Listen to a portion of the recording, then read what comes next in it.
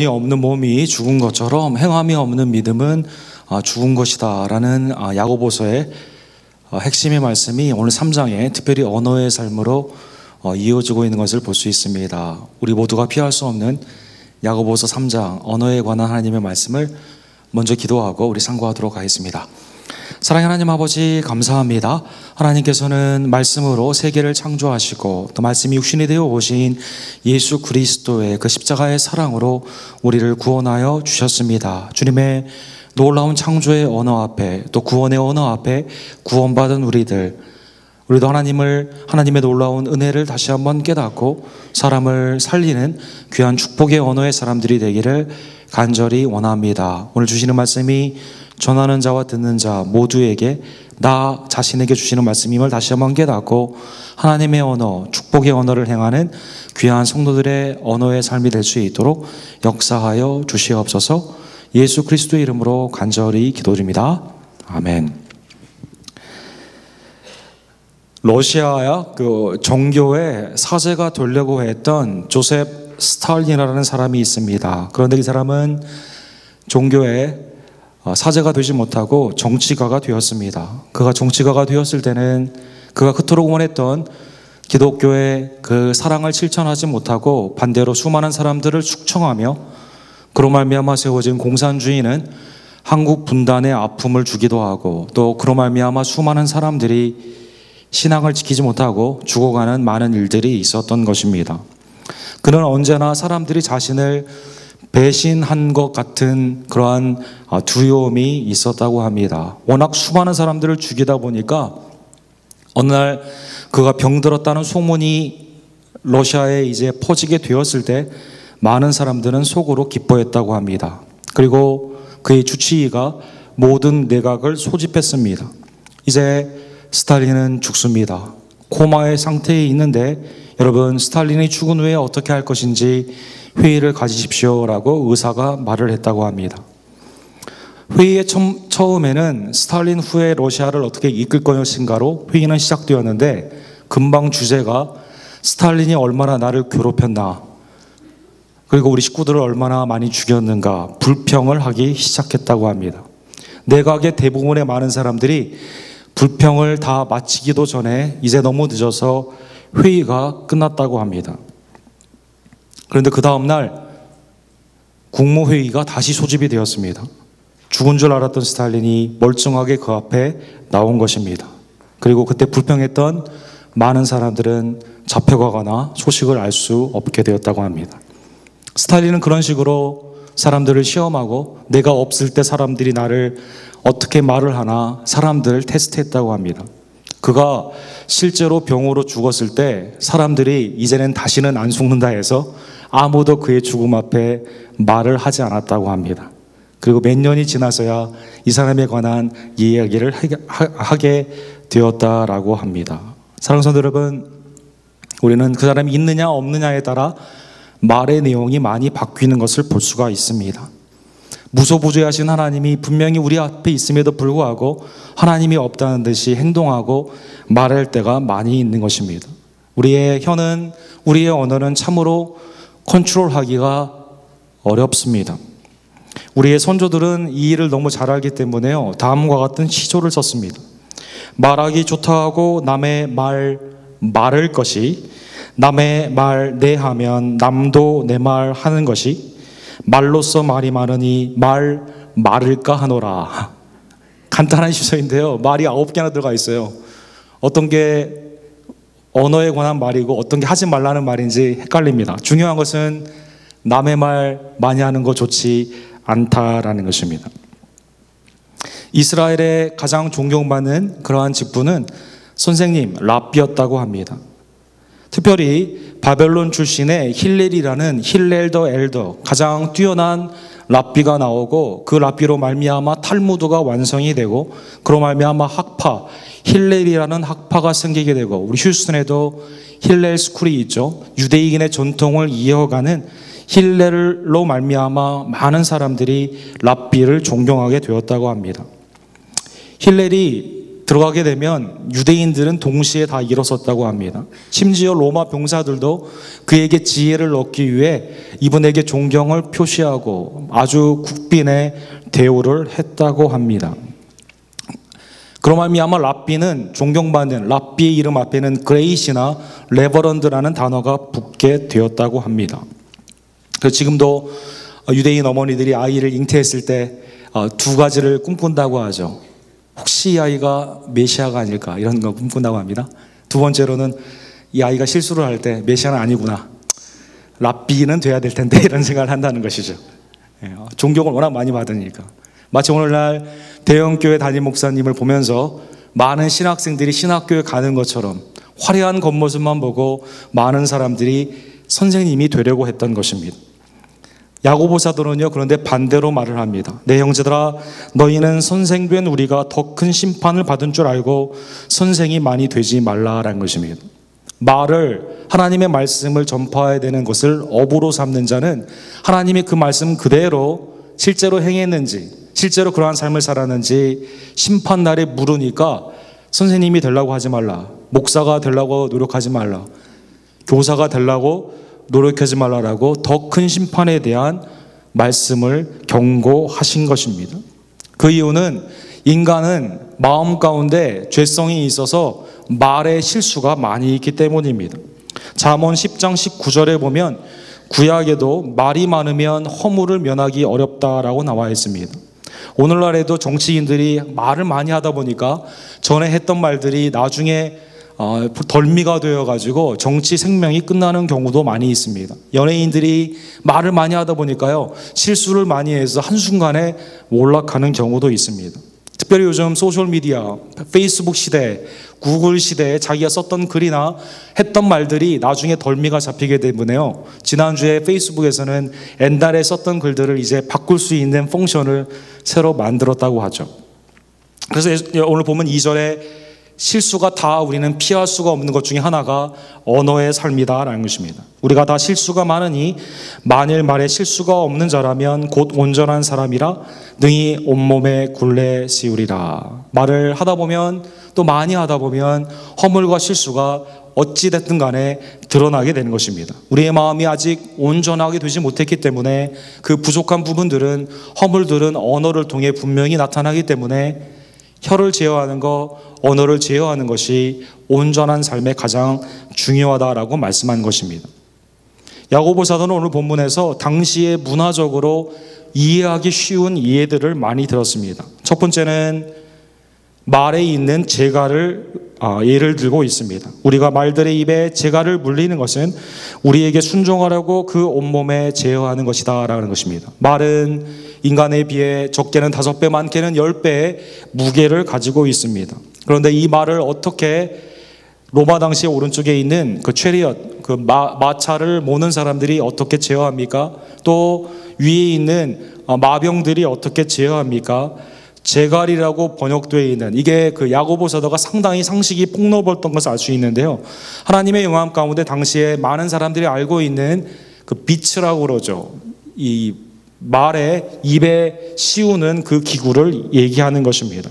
여기 그 보시면 이 컵 비츠라는 것이 이 잇몸을 꽉 쥐고 있어 가지고요, 오른쪽으로 틀면 오른쪽으로 가게 되고, 왼쪽으로 들면 가게 되고, 그렇게 하지 않으면 말에게 많은 고통을 주는 당시 사람들에게 익숙한 말의 예를 드는 것입니다. 큰 말이 어떻게 움직이느냐, 사람의 뜻에 어떻게 움직이느냐, 놀랍게도 입에 재갈을 물려가지고 비츠 때문에 움직이게 된다라는 것입니다. 아마 오늘날로 말하면 치과에 가면 쉬운 예가 될 수 있겠습니다. 치과 의사 선생님들이 입에다 이걸 물리죠. 저도 치과에 가끔 가는데요, 이걸 물리고 있는데 자꾸 말을 시키면요, 정말 고통스러워요. 본인이 대답을 못하게 해놓고 아마 그분이 그걸 알아서 이렇게 하셨나 봐요. 평소에 자기가 하고 싶은 얘기를 막 질문을 합니다. 그리고 제가 고통스러워하는 것을 즐거워합니다. 두 번째는 배의 예를 들고 있습니다. 또 배를 보라, 그렇게 크고 광풍에 밀려가는 것을 지극히 작은 키로 사공의 뜻대로 움직인다라는 것입니다. 로마의 배들은 앞에 러더라는 키가 있었다고 합니다. 그래서 큰 배가 움직이는 때 이게 왔다 갔다 하면 마치 그 비행기의 꼬리가 왔다 갔다 하듯이 굉장히 작은 부물이지만 방향성, 목적지에 다다르게 할 수도 있고요. 침몰하게 할 수도 있는 것입니다. 20만 톤 이상급 되는 대유조선들도요, 엄청난 규모이지만 실제 가는 방향을 좌우하는 것은 5m에서 10m 되는, 오른쪽에 있는 사진에 나와 있는 것처럼 이 키에 의해서 움직인다는 것입니다. 방향타와 이 키가 크진 않지만 이 모든 것을 좌지우지하는 것입니다. 사공의 뜻에 따라 목적지로 갈 수도 있고요, 이걸 잘못 행하게 되면 멸망길로 갈 수도 있는 것입니다. 말이 제갈로 움직이는 것처럼 배는 키로 움직입니다. 우리는 어떻게 움직입니까? 혀로 움직인다라는 것입니다. 이 새치의 짧은 혀로 우리의 모든 인생이 목적지로 갈 수도 있고 멸망지로 갈 수도 있는 것입니다. 사람을 살릴 수도 있고 죽일 수도 있다라는 것입니다.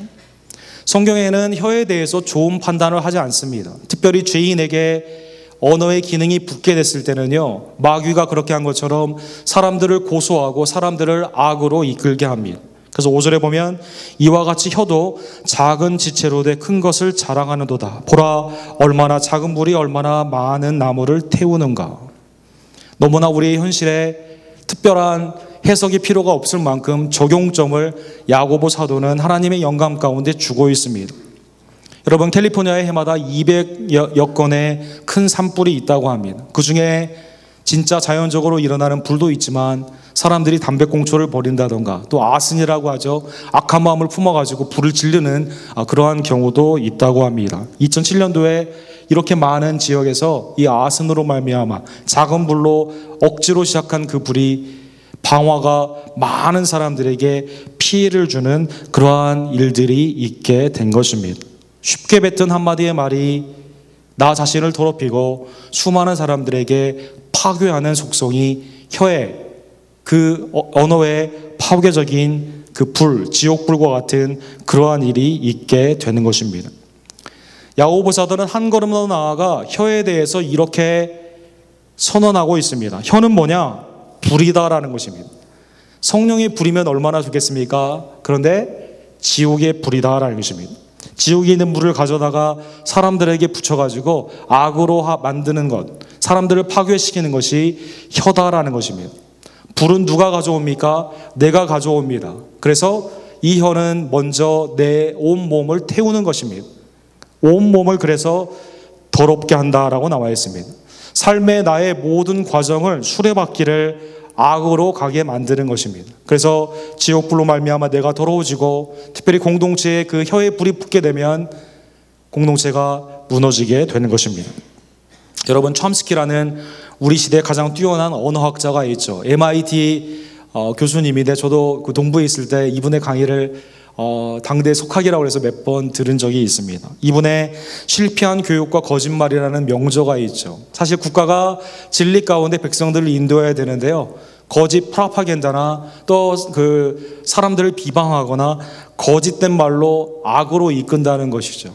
이분이 유명한 말을 했어요. 인류의 역사를 통해 칼에 맞아 죽은 사람은 많지만 실질적으로 전쟁 때문에 죽은 사람은 많죠. 그런데 더 많은 사람들이 혀를 맞아 죽은 사람은 더 많다라는 것입니다. 오늘날 칼은 우리가 들고 싸우진 않지만요, 말로 많이 싸움을 하죠. 국가 간의 전쟁도, 가족 간의 불화도, 사업 간의 경쟁도 다 말 가지고 하는 것입니다. 사람을 죽일 수도 있고요, 그 사람을 살릴 수도 있는데 주로 사람을 죽이는데 죄인들은 말, 혀를 사용하고 있는 것입니다. 인간의 가장 절망스러운 모습은요, 혀를 제어할 수 없다는 게 문제가 있습니다. 만물의 영장, 하나님의 형상과 모양으로 창조된 우리들은 다른 모든 것들을 마음만 먹으면 다 다스릴 수 있습니다. 7절과 8절에 보면은요, 우리는 모든 짐승들을 다스릴 수 있습니다. 심지어 날아가는 새도 다스릴 수 있고요, 바다에 있는 것까지 다스릴 수 있는 것입니다. 시월드 가시면 그 킬러웨일, 사람을 죽인다는 그 킬러웨일까지도 다 샴무, 다 다스려가지고 제주 넘게 하고 별걸 다 합니다. 그런데 8절에 보면 우리 스스로 혀는 다스릴 수가 없다라는 것입니다. 원래 우리의 언어의 삶이 이러했던 건 아닙니다. 하나님은 에덴 동산을 창설하시고 하나님의 형상과 모양으로 아담과 이브를 만드시고 위임시켜 주셨습니다. 그 위임의 가장 큰 특징은 동물들을 다스리는 것입니다. 창세기 2장 19절에 보면 타락 전에 하나님이 모든 동물을 아담에게 몰아주십니다. 그리고 아담이 어떻게 하나, 어떻게 이름들을 부르나라고 봅니다. 그런데 하나님의 위임을 맡은 아담은요, 적시족소의 동물들의 이름들을 다 지어준 것입니다. 창조의 사역이며 그 가운데 창조하신 하나님께 영광을 돌리는 그 사역 가운데 인간이 위임, 그 고난을 받아서 사용되게 된 것입니다. 그러나 선악을 알게 하는 나무의 열매를 따먹게 되는 불순종이 있을 때 무엇부터 타락하게 됩니까? 인간은 언어가 타락하게 되는 것입니다. 아담은 당신이 만든 이 여자 때문에 내가 따먹었다고 그 언어로 사람을 해치고 하나님의 영광을 가리우는 말을 합니다. 여자도 뱀 때문이라고 말을 합니다. 그로 말미암아 땅은 엉겅퀴와 가시를 내게 되는 것입니다. 그래서 우리의 마음에 엉겅퀴와 가시가 계속 나니까 언어로 말미암아 사람들을 가시로 찌르고 엉겅퀴로 묶어두게 되는 것입니다. 그래서 죄인의 가장 큰 특징은 언어 가운데 사람을 살리는 것이 아니라 그 사람을 죽이는 파괴의 속성으로 저주를 한다라는 것입니다. 야고보서들은 9절에 이것으로 우리가 주 아버지를 찬송하고 또 이것으로 하나님의 형상대로 지음을 받은 사람을 저주한다라고 말씀한 것입니다. 이 말씀은 예배의 세례를 말씀하고 있어요. 우리가 예배를 드릴 때 우리 함께 찬양했죠. 또 하나님의 말씀을 전파하기도 하고 하나님의 말씀을 듣기도 했습니다. 친교 시간에는 서로 비방한다라는 것입니다. 방금 같은 입술로 찬양을 함께 했는데요, 서로 헐뜯는다라는 것입니다. 저주한다는 것은 비방한다는 뜻입니다. 계시록 13장 6절에 보면 하나님과 하나님의 백성을 비방하는 중심 원 이유는 무엇일까요? 그것은 사탄과 마귀의 마음인 것입니다. 짐승이 입을 벌려 하나님을 향하여 비방하되 그의 이름과 그의 장막 곧 하늘에 사는 자들을 비방하더라라고 나와 있는 것입니다. 언어의 파괴적인 속성이 왜곡되는 모습이요, 행함이 없는 믿음처럼요, 마치 하나님을 찬양하며 믿는다 하지만 하나님께 감사와 찬양을 드리던 그 입술이 사람을 향해서는 저주와 욕설로 나아가게 된 것입니다.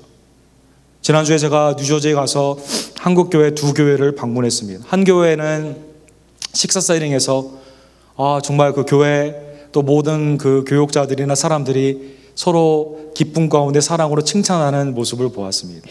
한 교회는요, 처음 모시는 분인데 제 앞에서 어느 분을 비방하는, 그 교회 중직자라고 하시는 분이 비방하는 모습을 보았습니다. 그래서 제가 혹시 뉴저지로 이사 가시는 분이 있으면 이 교회는 절대 가지 말라고 해야겠다, 그 대신에 이 교회는 가라고 해야겠다, 이렇게 마음을 먹었습니다. 다 알려진 교회인데 한 교회는 서로 사랑 가운데 말을 하고 한 교회는 처음 보는 목사 앞에서 사람들의 욕을 하는 그 모습을 보았습니다. 모르겠어요, 우리 교회 처음 오시는 분들 식사 시간에 무슨 얘기를 듣는지 마음이 덜컥했습니다. 참 믿음의 모습은 그러한 의미에서 행함입니다. 그 행함은 언어 가운데 나타나는 것입니다. 야고보 사도는 10절에 이렇게 선언하고 있습니다. 한 입에서 찬송과 저주가 나오는도다. 내 형제들아 이것이 마땅하지 아니하도다라는 것입니다. 한 입에서 찬양만 나가야 됩니다. 하나님께는 불평이 아니라 감사가 나가야 됩니다. 형제 자매에게는 위로의 말씀, 사랑에 세워주는 그 화목의 말을 해야만 됩니다. 세상으로는 예수 그리스도의 복음을 우리가 전파해야만 되는 것입니다. 그런데 하나님이 없다는 듯이 사람들을 비방하고 복음을 두려워하며 세상처럼 말을 하며 세상처럼 행하게 되면 영혼이 없는 몸이 죽은 것처럼 그것은 참 믿음의 모습이 아니다라는 것입니다. 여러분, 우리가 심판날에 주님 앞에 서게 되죠. 주님은 지극히 작은 자에게 물을 주고요, 밥을 주고 병원이나 또 그 감옥에 간 것을 그때 내게 한 것처럼 심판하신다라고 말씀하셨습니다. 마태복음 12장에는요 또 다른 각도의 심판이 남아 있는데 그것은 우리가 한 말 그대로 심판을 받는다라고 나와 있습니다. 내가 너희에게 이르노니 사람이 무슨 무익한 말을 하든지 심판날에 이에 대하여 신문을 받으리니 내 말로 의롭다함을 받고 내 말로 정죄를 받으리라, 정죄함을 받으리라는 것입니다. 내가 뱉은 그 말이요, 내가 했던 비방이 내가 했던 그 좋지 못한 풍문들이 주님 앞에서 다 그대로 심판의 스탠다드로 적용되게 된다는 것입니다. 사랑하는 성도 여러분, 믿음은 구원의 공로가 되는 우리의 행위는 있을 수 없지만 믿음 가운데 하나님의 그 사랑에 대한 행위는 반드시 열매 맺게 되어 있습니다. 그런데 그 행함의 가장 중요한 키 중에 가장 중요한 것은 우리의 언어의 삶이다라는 것입니다. 하나님께는 찬송과 감사가 있고 성도 간에는 화목의 말이 있고 세상에는 복음이 있는 우리의 언어의 삶이 되기를 주님의 이름으로 간절히 축원합니다. 오늘 설교 주제가 말인데요. 왜 갑자기 예배 시간 전에 조용히 하셨어요, 오늘요? 설교 아마 주보의 제목을 보신 것 같습니다. 사랑하는 성도 여러분, 예배 시간 전후에 사람 말하지 말고 주님께 집중하기를 간절히 원합니다. 예배 후에도 마찬가지예요.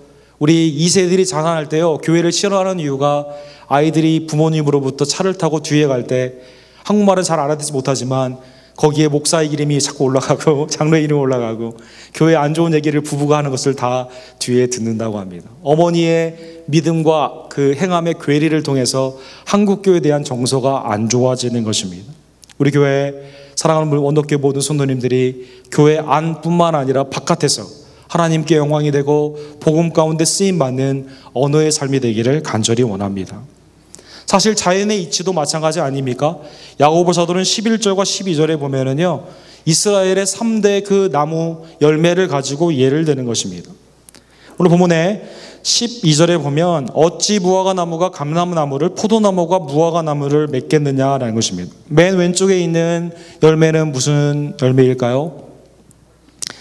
제가 HB 직원은 아니지만 무화과 나무입니다. 여러분 고혈압에 고생하시는 분들 드시면 좋다고 합니다. 가운데는 뭘까요, 여러분? 가운데는 감람 열매이죠. 알리브, 그린 알리브도 있고 블랙 알리브도 있고 역시 굉장히 우리 그 어르신들 몸에 좋다고 합니다. 맨 오른쪽은 잘 보이는 것처럼 포도입니다. 그런데 다 각자 뿌리를 통해서 각자 거기에 합당한 열매를 맺는 것입니다. 섞여지지가 않는 것이죠.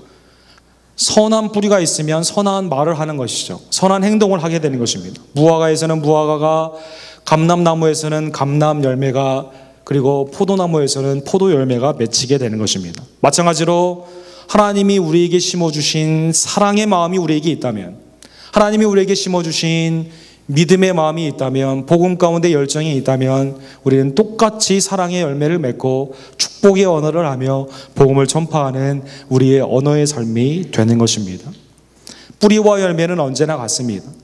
짠 것이 단 것을 내지 못한다라고 말씀하고 있습니다. 샘물에서는 같은 것이 나온다라는 것입니다. 사랑하는 성도 여러분, 하나님이 우리에게 심은 것을 다시 한번 생각해 보시기를 간절히 원합니다. 요한복음 1장 14절에 보면 하나님은 말씀으로 창조하셨을 뿐만 아니라 말씀이 육신이 되어 오신 예수 그리스도로 말미암아 우리를 구원하여 주셨습니다.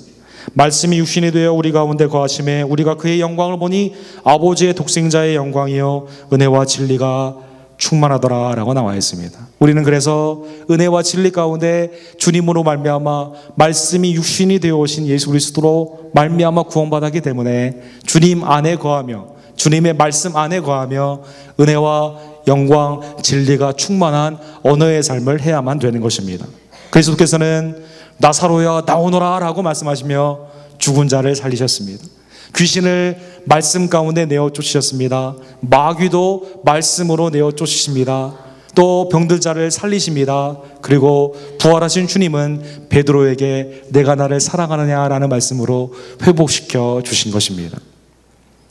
사도행전 3장에 보면 성전 미문에 날 때부터 앉은뱅이 장애우가 있었는데요. 어떻게 일으킵니까? 금과 은은 내게 없지만 나사렛 예수 그리스도의 이름으로 일어나라 하니까 그 말씀의 능력, 그리스도의 이름에 힘입어 그가 일어나 뛰기도 하고 찬양을 하게 되었다라는 것입니다. 말씀이신 예수 그리스도의 그 생명으로 말미암아 구원받은 우리들, 하나님께 영광이 되고 또 주위에 있는 사람들에게는 사랑을 끼치는 은혜의 입술이 되며 세상 가운데는 나사렛 예수의 이름으로 행하며 사랑하며 복음을 전파하는 하나님의 언어의 삶이 되기를 간절히 원합니다. 게리 스몰이라는 오늘날의 의사소통에 있어서 가장 각광받는 크리스찬 목사님, 크리스찬 지도자, 우리 목사님이 계십니다. 이분이 축복의 언어라고 미국 MBA에서도 그 책으로 공부를 한다고 합니다. 하나님께서는요, 우리에게 생명을 심어주시고요, 성령님이 우리 안에 계시기 때문에요, 성령님은 끊임없이 여러분과 저에게 하나님께 영광 돌리라고 자꾸 우리의 언어의 삶을 지도하신다고 합니다. 사람들에게요, 자꾸 은혜의 말을 하라고 우리의 마음을 이끈다고 합니다. 세상 사람들에게는 권능, 성령님께서 권능을 주셔서 땅끝까지 복음을 전파하라고 우리를 계속 이끈다라고 말씀하십니다. 그래서 우리가 그 성령님이 이끌림으로 언어, 축복의 훈련을 해야 된다는 것이죠. 게이리 스몰리에 하면요, 사람은 언어는 특별히 훈련 가운데 만들어진다고 합니다. 여러분, 비방도 계속하면요 는다고 합니다. 욕도 계속하면 다양해지고 더 잘한다고 합니다. 그건 좋지 않은 거죠. 그러나 반대로요, 축복의 언어도 나에게는 어색해요, 처음에는. 그런데 계속 하나님의 뜻 가운데, 성령의 이끌림 가운데 하게 되면 훈련 가운데 는다고 합니다. 자연스럽게 전도도 처음에는 어렵다가 계속 하게 되면 는다고 합니다. 우리 아라스카 갔다 오신 분들, 처음에는 쭈삣쭈삣 하다가 갔다 오셨을 때는요, 완전히 복음 가운데 붙잡힌 것을 볼 수가 있습니다. 조금인 열흘 동안의 훈련의 기간에도 사람이 바뀌게 되는데요, 우리의 언어도 축복의 언어로 하나님께 영광, 사람들에게는 은혜, 복음 가운데 훈련이 되게 되면 바뀌게 되는 것입니다. 반복의 훈련이 우리에게 있어야만 되는 것입니다. 게리 스몰리는 이렇게 말을 해요. 말을 하기 전에 세 가지의 문을 한번 마음 가운데 한번 지나가 보라는 것입니다. 듣기는 속게 하고 말은 더디하게 되는데요, 그때 한번 이 세 가지의 문을 지나보라는 것입니다. 첫 번째로는 이게 하나님의 말씀, 그 진리와 부합하는가, 참된 말인가를 생각해 보라는 것이죠. 이 사람에게 팍 말하기 전에요, 내가 지금 하나님의 진리 가운데, 하나님이 내 앞에 계시고 무소부재하신 하나님 앞에 내가 정말 이 말을 진리 가운데 말을 하는가. 두 번째로는요, 이 말씀이 정말 그 사람에게 필요한 말씀인가, 나는 이 말씀을 순종하고 있는가를 생각해 봐야 합니다. 세 번째로는 내가 이 말을 하는 이유가 이 사람을 사랑해서 하는 이유인가를 생각해 봐야 합니다.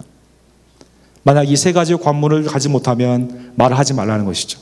그리고 이 세 가지 관문을 마음 가운데 통과하게 되었을 때는 담대하게 말하라라는 것입니다. 사랑하는 성도 여러분, 크리스천들의 가장 다른 점은 우리의 언어가 달라야만 됩니다.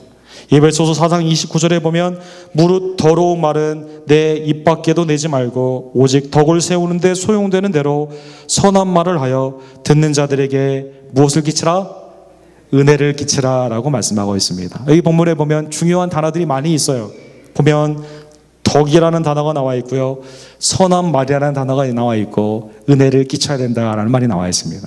나의 교회 안팎에 있는 나의 언어의 삶을 통해 내가 정말 선한 말, 덕스러운 말, 은혜스러운 말을 하는가 살펴보라라는 것입니다. 여러분, 언어에는 아까 말씀드린 것처럼 창조의 능력도 있지만 파괴의 능력도 있습니다. 우리가 하는 말에 따라, 우리가 듣는 말에 따라 우리의 인생이 바뀌어지게 되는 것입니다. 최근 한국에서 장애우에 대한 관심이 굉장히 많이 있고, 이 가운데 많은 크리스천들이 활동하고 있습니다. 30여 권의 아주 좋은 도서로 선정이 될 만큼 고정욱이라는 작가가 있습니다.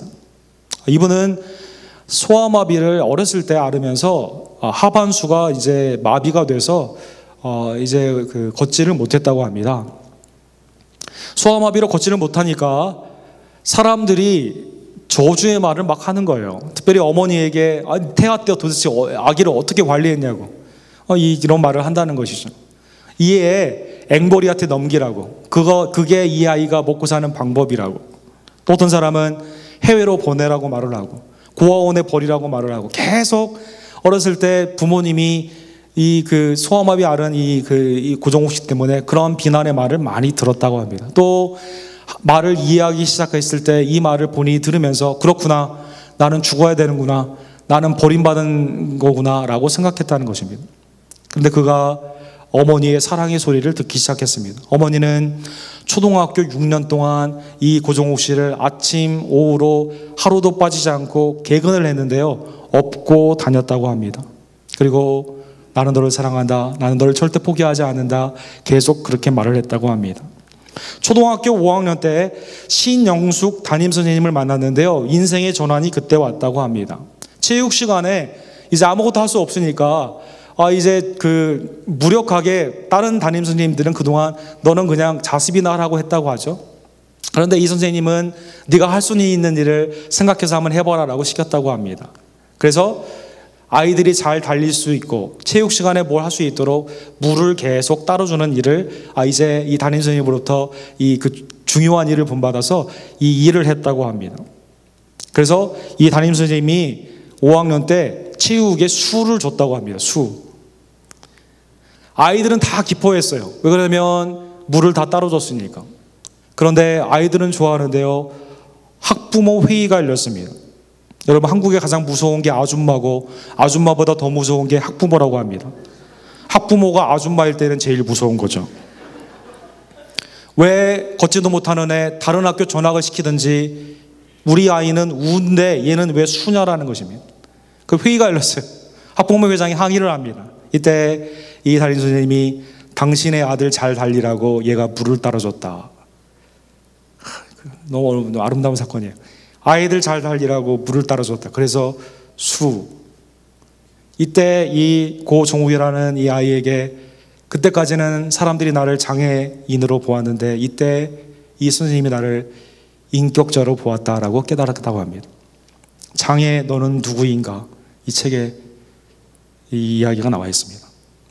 그리고 이 아이가 그 가운데 자라면서 하나님이 마음 가운데 놀라운 사랑의 언어를 주신 거예요. 내가 너를 사랑한다. 내가 너를 이렇게 하는 것은 다른 사람에게 나의 영광을 드러낼 뿐만 아니라 너보다 더 장애인인 사람에게 희망을 주고 소망을 주기 위해서 그런다. 이분이 나중에 성균관대학교를 나오시고 문단에 등단하시고 수많은 책을 통해서 오늘날 많은 사람들에게 희망을 주는 그러한 지금 희망의 전도사가 된 것입니다. 사랑하는 성도 여러분, 언어는 우리를 죽일 수도 있고 언어는 우리를 살릴 수도 있습니다. 당신의 아들을 위해 종욱이는 물을 따라줬다. 그래서 수다. 사랑하는 성도 여러분, 선생님의 이 한마디가 이 아이의 이 지금의 이 놀라운 문학가의 인생을 바꾸게 된 것입니다. 우리가 마음속으로 품은 생각, 하는 말, 하나님이 우리에게 주신 성령님은 하나님께 영광을 돌리라고 계속 우리 마음 가운데 말씀해 주고 있습니다. 이제 더러운 말 하지 말고 비방하지 말고 사랑 가운데 행하라고 말씀하고 있습니다. 세상에 나아가 사람들처럼 욕설하지 말고 너는 하나님의 사랑 가운데 복음을 전파하라고 말씀하고 있습니다. 사랑하는 성도 여러분, 하나님이 우리 교회를 보면서 가장 기뻐하는 것은 무엇일까요? 아마 자녀끼리 비방하며 싸우는 것이 아니라 하나님께 함께 찬양을 돌리고 위로와 사랑과 권면 가운데 서로 하나가 되는 사랑의 화목한 가정일 것입니다.